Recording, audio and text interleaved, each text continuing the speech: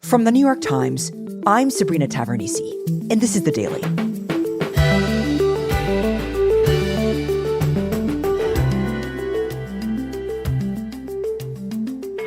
A decade ago, police departments across the country began requiring officers to wear body cameras.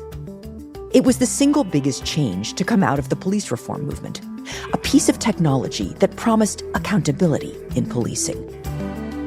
Today, the Times Magazine and the news organization ProPublica investigate what happened with that reform and why it has not lived up to its promise.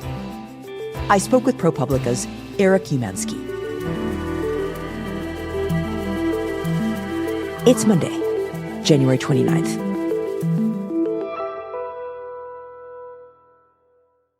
So, Eric, most of us have gotten pretty used to the idea that police officers wear body cameras on the job, right? It's part of the uniform at this point, essentially.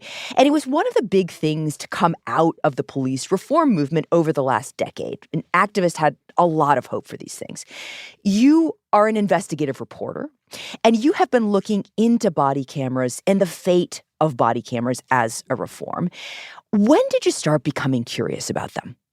So it was in early 2023, January, actually, there was a particularly horrific police killing in Memphis. It was a young man named Tyree Nichols, and police had beaten him to death. And there was footage of it, and the footage came out, and I was reading about it, and there was this one sentence in the story. And the sentence in the story said that the officers were beating him with their body-worn cameras on, and they knew that their cameras were on. And it just stopped me. I thought, how can it be that officers would beat somebody to death knowing it was being recorded? Right. This camera was a device supposedly to stop misconduct, and here was this misconduct. The camera was rolling, and no one seemed to really care. Yeah, that was remarkable to me. And it was also a question of how was this big reform, this huge, it was really the biggest changing in policing, I think it's fair to say, in a generation. How did it play out across the country? Did the promise of transparency and accountability, was it really delivered? Okay, so before we get to what happened with that reform, remind us how body cameras first came into use in the U.S. How long have they been around? So body cams first became popular about a decade ago in the United States, and it was a very specific moment. And that was the police killing in Ferguson, Missouri, of a teenager named Michael Brown. That killing, there was no recording of it. There was enormous disputes about what happened in the moments before he was shot. And the killing set off the first nationwide Black Lives Matter protests. Good morning, Chairman. Good morning. And in response to that, my name is Leslie McSpadden, the mother of Michael Brown. Michael Brown's own mother called for police to be equipped with body-worn cameras. On August 9th, there was no recorded account of my son's last moments in life. I still do not have closure or the solid truth of what really happened that day. Please let police-worn body cameras be a voice of truth and transparency in Missouri communities. Thank you.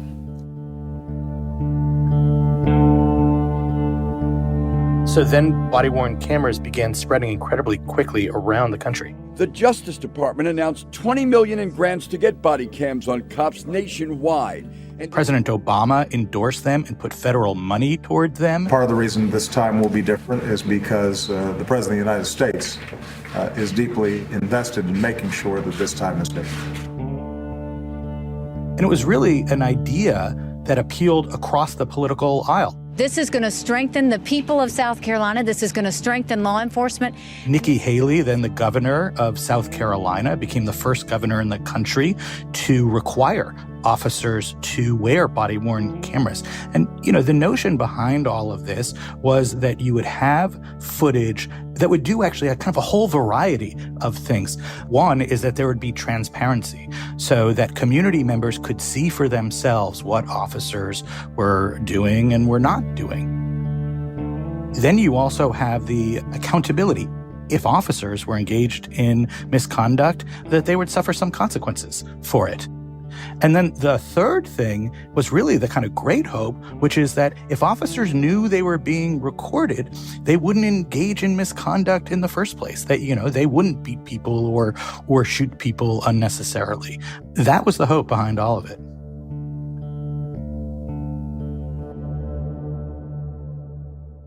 Right. And as you said, despite all of this promise, there's this gathering evidence that cameras are not actually delivering any real reform, even after they'd been adopted all over the country as they had. So, Eric, where did you start to answer the question of what's going wrong here? So I decided to look at New York City. And there are a couple reasons that I did that. One, the NYPD is the world's largest police department. And what the NYPD does, other police departments around the country follow. So that's incredibly important. And then on top of that, there was this really interesting dynamic in New York, which is that a federal judge actually ordered the NYPD to begin using cameras in response to problematic policing. And when did police in the city actually start wearing them? Like, when was the policy implemented, and what happened when they did?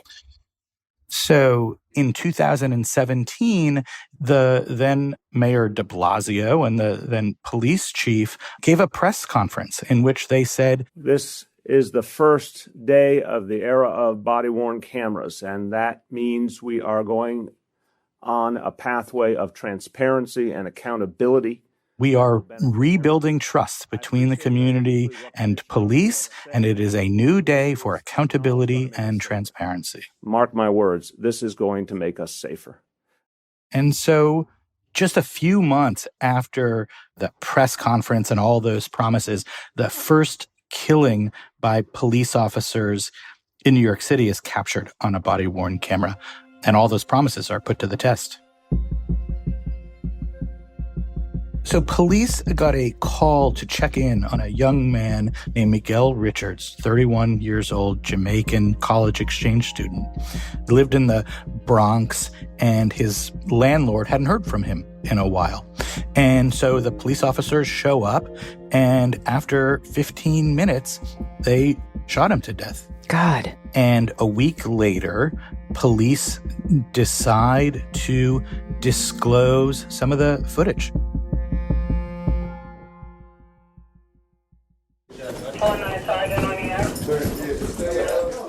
And what does the footage they release show?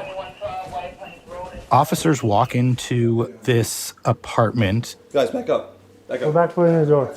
They find him in the far corner of his bedroom with dark sunglasses on, standing completely rigid. Do you see me? Speak to me. Are you seeing me right now? I see you not moving at all. And Ricardo, dude, I see that knife in your hand. He's holding a small knife next to his side. It's not worth it. Put the knife down and walk out here with your hands in the air.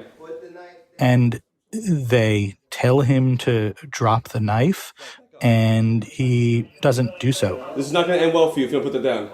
He doesn't respond at all. He seems to be basically catatonic. Put that knife down! You hear me? Put that knife on the floor. Drop it.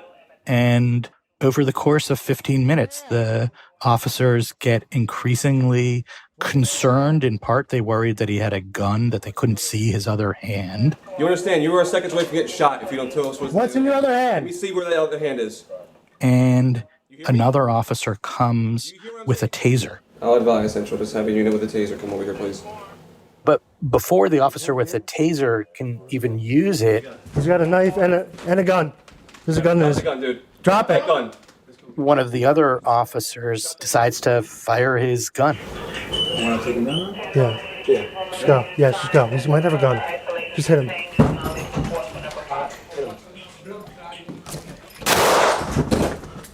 And they fire 16 times. 16 times. Yeah, they fire at him 16 times. Get back. Get back. You all right? And they kill him. Wow. And that's where the footage the police released ends.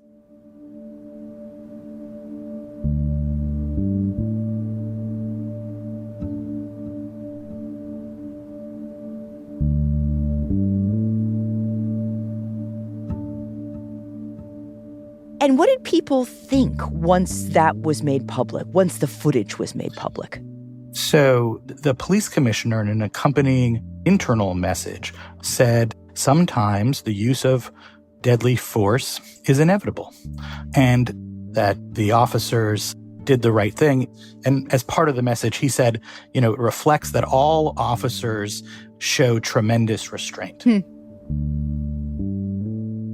But some people noticed the police had not actually released the full footage. What they had released was a compilation from a few videos, and it wasn't the full recording of what happened.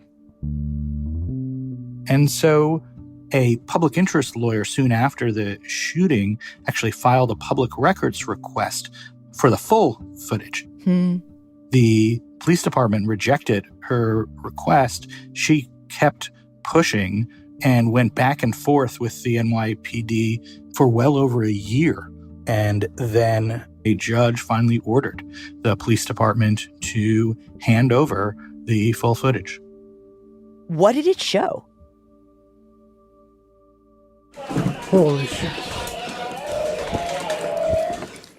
The full footage showed officers walking over his limp body. He's fucking coughing. You're not hit, are you? Anybody hit? No, Ramos. One of them said, He's still alive. he's still alive. None of the officers who were initially there gave him any medical aid. You got it? You want to start working on him? And Richards lay bleeding on the ground for more than 3 minutes. Underneath him? There's a gun somewhere. We'll find it. He's cuffed, bro. And one thing the video shows is officers looking for a gun, but there was no real gun. The officers later found a toy gun in his room. The bed? He had something in his hands, like a laser pointer. He was pointing at us. I don't know if it was a gun or not. And actually, help had been seconds away. Other specially trained officers were at the scene and were actually walking up the stairs when the officers decided to shoot, where there was no urgency to do so. Shut these off. Shut these off. Yeah, that's right.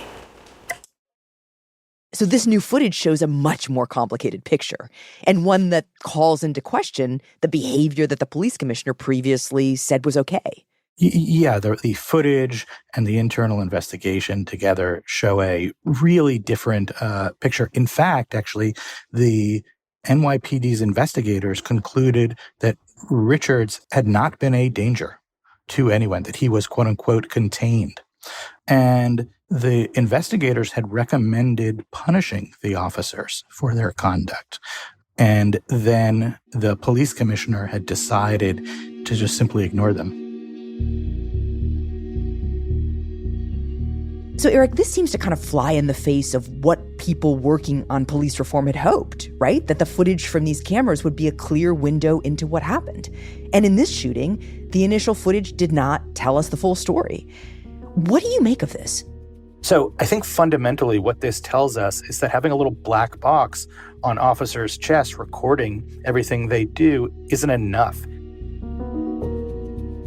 Really, you need to address a more fundamental issue of who controls the footage that's being recorded on those cameras.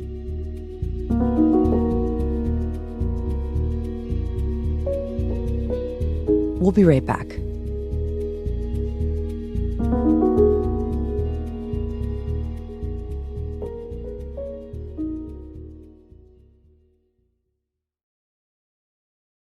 So, Eric, we just talked about the first killing caught on camera in New York City. And you told me that the footage the police released really didn't show the whole story. And the real lesson from that is it's about who controls the footage. So in the case of New York, who does actually control the footage? I mean, it looks like it's the police, right? Right. It's very much the police. And the reason for that is not that somebody made a proactive choice to give the police control. It's that really the police in New York have been left by and large to police themselves. And so when body-worn cameras came along, it really just sort of as a default made sense for the police to have the power to decide what is recorded, what is done with those recordings, what is released and when. And what's the argument for the police department having complete discretion over who sees the footage? I mean, how does the police department in New York talk about this? How do they justify that? So what the police department typically says is that there are privacy concerns. And, there are legitimate privacy concerns. For example, if there's footage of somebody in their home and perhaps they're unclothed or there's a minor there, they also typically cite there being an ongoing investigation. And, one of the issues is, well, that ongoing investigation can take well over a year. Ongoing investigation, in other words, we really can't tell you anything because it might actually affect the outcome of this legal process that we have underway. Yeah, so, I've spoken to a number of prosecutors and people in law enforcement about that specific issue. And there are legitimate reasons to hold off for some period of time, because of the logic. If you have somebody who's involved in an incident, you perhaps don't want them seeing footage so that they can figure out what you know, right? Mm-hmm. But that's not a reason to withhold something for a year. What people told me is that should be something that could be dealt with in a few days in a small period of time, and that particularly in something like police shootings, it has to be balanced against the significant public interest in disclosure, in, building trust between police and the community. Okay, so the police officers have to use these body cameras, but the police department doesn't have to share what these cameras record. Is there no check on the police department? So there is a check. It's a civilian oversight board whose job it is to investigate allegations of misconduct by the police. The problem is that it is deeply powerless. Just to take an example, it has no ability to access footage from body-worn cameras themselves. A former head of this oversight board described it to me as a mother may I process. They need to go to the NYPD and say, please, can we have this footage? And, sometimes the NYPD gives it and sometimes they don't. So this seems like a pretty big thing to leave out if you're trying to do a police reform. It is. And frankly, what I've found is that the NYPD has used that power to monkey wrench the process. Just to give you a couple of examples of that, the NYPD would frequently tell the oversight board that it didn't have footage of one incident or another, only for the oversight board to later discover that video existed. Wow. And then the NYPD also would withhold footage of shootings and other serious incidents for often well over a year. And that didn't just sort of slow down the investigative process. It actually cut it off because in New York, there's a rule that discipline cases must happen within 18 months of an incident. And so when the NYPD withholds footage, it's not simply a transparency issue. What it means is that this civilian oversight board effectively can't investigate and do its job. It has no ability to even recommend punishment against officers. And what that means is that even though there are cameras, there can be no accountability, which was the whole point of cameras to begin with. Okay, so cameras were meant really as a defense against police misconduct. But police in New York don't want that misconduct to have to be scrutinized or have one of their own punished. And because the police are the only ones with their hands on the button, so to speak, it turns out to be kind of a useless tool, right? These cameras, at least in New York. When you were doing your reporting, did you find any place doing it differently? Any place where it actually was working? So, yeah, I spent some time looking for exactly that. And I ended up in a place that I have to say surprised me, and that's Chicago. Really? I mean, I don't generally think of Chicago as like a paragon of policing. Chicago is certainly not a paragon of policing. You're absolutely right about that. It has a long and frankly brutal record of policing over many decades. But Chicago went through some enormous changes about actually a decade ago. And that's after police shot and killed a 17-year-old named Laquan McDonald in 2014. So at the time, there was a shooting every 5 days in Chicago of primarily Black male residents by police. And the shooting of Laquan McDonald was initially treated as another one of those. It's not a big story. Then a whistleblower tipped off a local advocate and journalist that there was dash cam footage of what happened, and that what it showed was very different than the initial accounts. The local advocate said that what it showed was that Laquan McDonald had been shot 16 times. It was essentially an execution. The city had fought for nearly a year against that footage becoming public. And when the footage came out as a result of a judge's order, 16 shots! 16 shots! The consequences were cataclysmic. The mayor of Chicago has fired the city's top cop. The police chief was forced out. His departure comes a week after one of his police officers was charged with the murder of a Black teenager. There was a federal investigation. Accusations of a cover-up have followed the mayor since the video was released. And the mayor at the time decided not to run again. So the fallout, both from the killing, but also from the cover-up, led to intense pressure on the city for major reform. And as a result, ultimately, Chicago was forced to reimagine police oversight.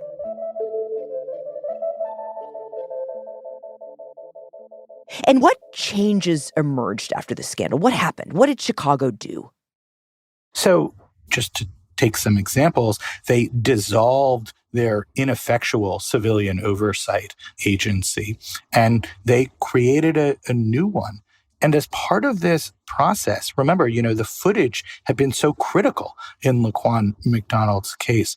And so they put disclosure of footage at the center of all of this. The city committed to disclosing footage from shootings on a regular basis. They said they would do so within 2 months of a shooting. But just as critically, what they said was it wouldn't be the police who is ultimately in control of the footage and of what and when that is released. What they did was the new civilian oversight agency had the ability to get footage itself. It didn't have to, send a very nice letter to the Chicago Police Department asking for footage. It was not Mother May I of New York. Right. They didn't have to do that. They literally have logins to the system. Wow. So that they can pull footage themselves. And then there's this second key component of it, which is that it's that agency and not the police department that has the authority to disclose the footage publicly. And that is what they have done.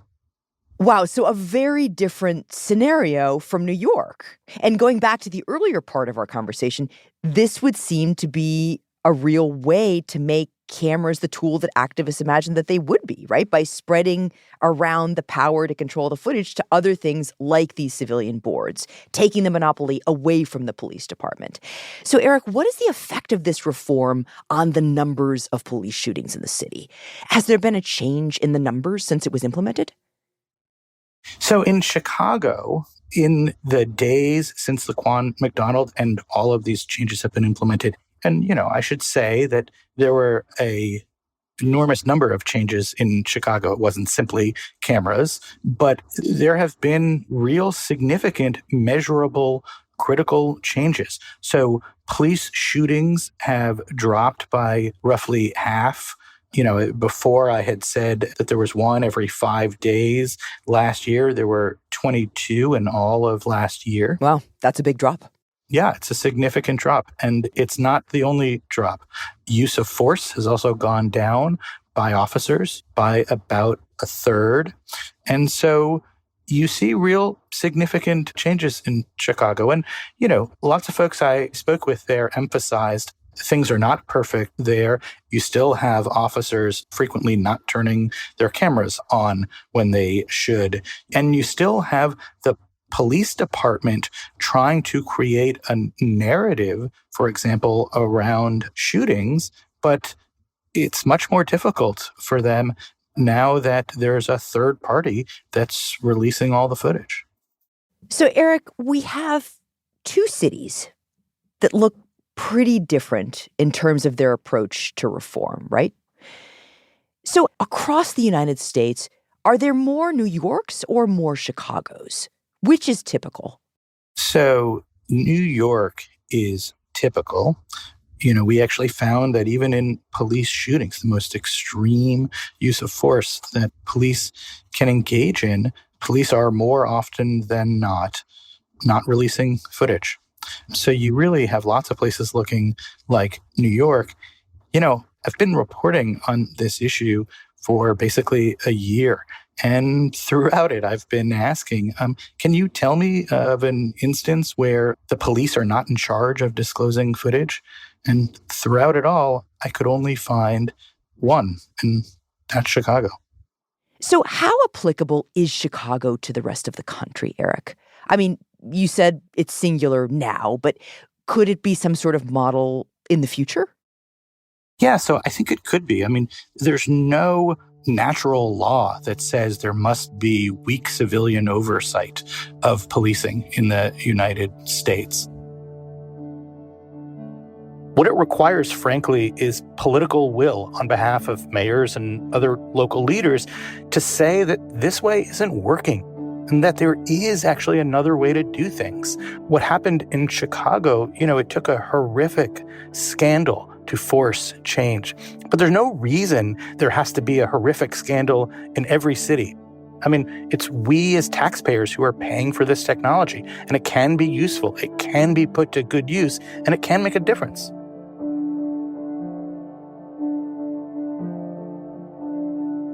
Eric, thank you. Thank you.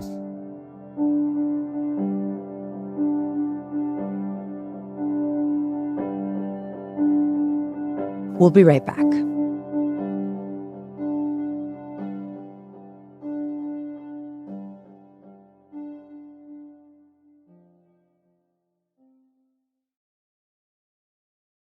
Here's what else you should know today.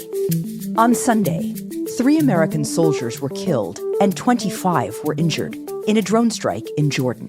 President Biden said in a statement that an Iran-backed militia had carried out the strike, which took place on an army base near the Syrian border. The deaths will put more pressure on Biden to respond more forcefully in the Middle East, as the war in Gaza threatens to spread. And the United Nations highest court ruled that Israel must take action to prevent acts of genocide by its forces in the Gaza Strip. However, the court stopped short of calling on Jerusalem to stop its military campaign. The ruling, which was preliminary, had elements that each side could embrace. The court ultimately allowed the genocide case to proceed, which will likely keep Israel under international scrutiny for years to come. Finally, former President Donald Trump was ordered by a Manhattan jury to pay $83 million to the writer E. Jean Carroll for defaming her in 2019 after she accused him of a decades-old rape. It was Trump's second trial in Carroll's case. She was awarded $5 million last spring after a jury found Trump had sexually abused her in a Bergdorf Goodman dressing room in the mid-1990s. Carroll's lawyers had argued that a large award was necessary to stop Trump from continuing to attack her. Today's episode was produced by Eric Krupke, Olivia Natt, and Stella Tan. It was edited by Brendan Klinkenberg with help from Michael Benoit. Fact-checked by Susan Lee. Contains original music by by Marian Lozano, Dan Powell, Rowan Nemistow, Diane Wong, and Sophia Landman, and was engineered by Alyssa Moxley with help from Chris Wood. Our theme music is by Jim Brunberg and Ben Landsverk of Wonderly.